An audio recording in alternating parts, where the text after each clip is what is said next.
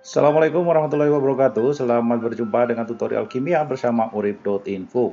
Kita lanjutkan pembahasan soal kimia KSM tingkat nasional tahun 2019. Ini adalah soal nomor 13. Di soal yang sudah saya bagikan di blog, silakan disimak. Ini hanya pengantar saja, tidak terkait langsung dalam soal. Soalnya mulai dari sini. Limbah DDT dapat terdekomposisi dalam waktu yang lama. Laju dekomposisi DDT pada suhu 12 derajat Celcius mengikuti kinetika reaksi. Orde pertama dengan waktu paruhnya adalah 46 hari. Jika dalam sekali panen limbah DDT yang terakumulasi dalam sebuah danau adalah 8,46 kali 10 pangkat min 5 molar, maka berapa hari waktu yang dibutuhkan agar danau tersebut aman dari ekosistem air? Diketahui konsentrasi amannya adalah 1,41 kali 10 pangkat min 7 molar. Diketahui pula kalkulasi yang dibutuhkan nanti nilai Len 2 sama dengan 0,693 dan Len 6 kali 10 pangkat 2 adalah 6,39. Ada beberapa pilihan yang nanti bisa kita selesaikan secara taktis, jadi tidak mesti kita hafal semuanya itu, tetapi logika kita bisa mainkan untuk bisa mencari manakah pilihan yang benar di antara pilihan yang ada ini. Oke, berikut ini adalah pembahasannya. Dasar yang kita gunakan untuk penyelesaian soal ini adalah tentang reaksi orde pertama terkait dengan laju reaksi untuk waktu paruh. Di sini diketahui rumus dasar perhitungannya adalah seperti yang ada ini, dengan keterangan seperti yang tertulis di bawahnya.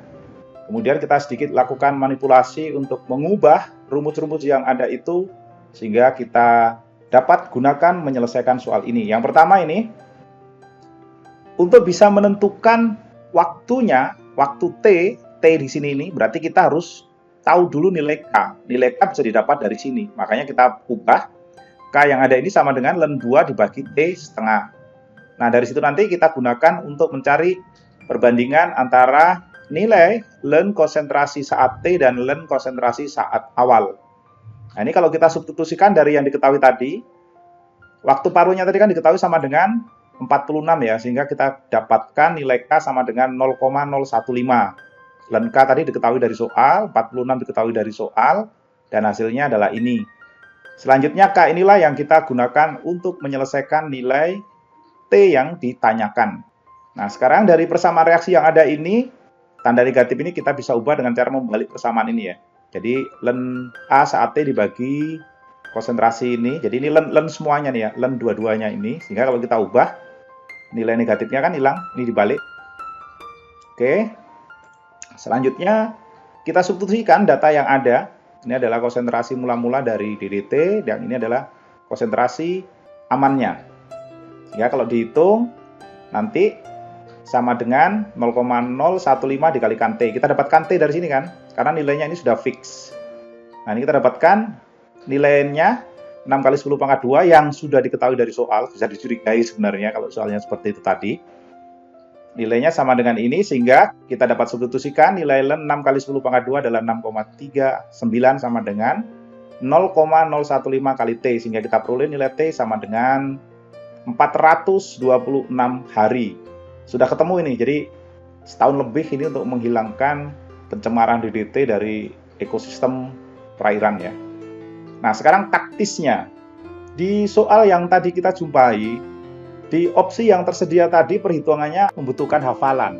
Kita bisa sederhanakan kalau kita bisa menggunakan atau diizinkan menggunakan alat hitung ya. Nah, yang pertama ini, di setiap opsi kan kita harus membandingkan dengan jumlah hari yang diperlukan. Terus di setiap soal tadi ada faktor pengalinya. Kalau di pilihan A tadi 23 dan seterusnya itu sampai 71. Dicoba saja ini angkanya. Jadi 426 dibagi 23 berapa, ini dibagi ini berapa, dan seterusnya ya kan. Nah, selanjutnya kita cari mana yang paling mungkin di antara yang ada ini. Kan nggak mungkin tadi sunnah, jumlah rakaat dan sebagainya dalam bentuk desimal. Jadi yang mungkin itu adalah jawaban yang ini. Dan memang betul bahwa kalau kita cek di opsi yang ada tadi, kita periksa dulu ke soal semula ya. Nah ini, 23 kali jumlah syarat tayamum.